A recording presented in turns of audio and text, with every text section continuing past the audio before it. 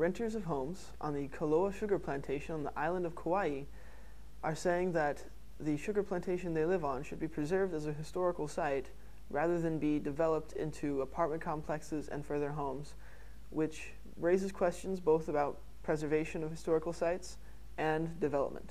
All right, we are here with Erin Frederick, Professor of Finance here at BYU Hawaii. So first of all, is there a point, should we preserve historical sites? Why or why not? Well, I think that historical sites are important to our society at large. So I think there's definitely a desire to do things that are in the interest of society as a whole. I think the balance is doing what's correct for the large majority of people and still honor property rights, which are a fundamental right in the United States. Okay. And then is there a balance between development and preservation? You know, this is probably the biggest issue that developers and cities and municipalities and people who want to preserve areas constantly deal with this sort of trade-off. What is the right thing? How do we sort of approach that? And some places do it better than others. And so I think that it's important to find a balance. So it's important to allow the property owners who have property rights the right to be able to develop their property and still be able to meet the needs of the greater society at large. And so you might ask the question, how do you do that? Yeah.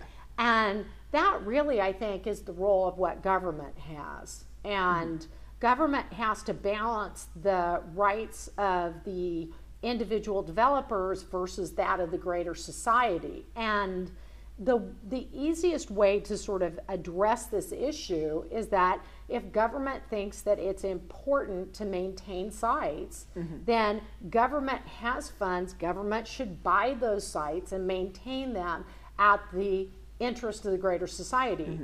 As opposed to developers who go in and buy property, they spend their money or make an investment, and then they pay money to the government in order to get approval to develop. And so they've got invested their time, their money, and then have government come back and say, no, we don't want to allow you to develop at that point.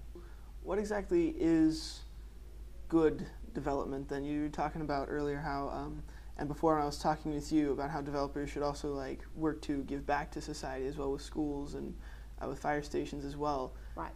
I think that's an incredibly important thing, especially as property becomes more expensive.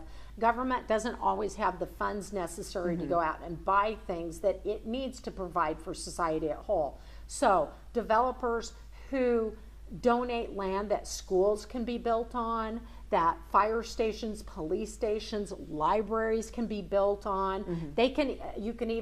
Municipalities can ask developers to actually fund the construction of those properties so that relieves some of the burden on government to come up with those funds.